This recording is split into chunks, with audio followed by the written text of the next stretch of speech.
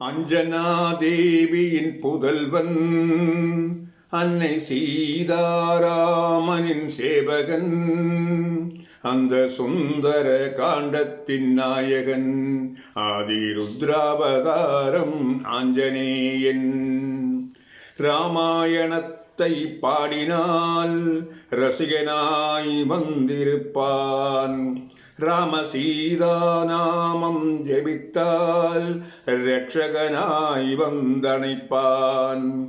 வடமாலை கண்டத்தில் சூட்டினால் தடைகளை முற்றிலும் நீக்குவான். வெண்ணெய் வைத்தனுமானை கும்பிட்டால் விழியாலே தீவினை தீர்ப்பான். அனபாயமான அவன் மேனி அலங்காரம் இல்லாத ஞானி.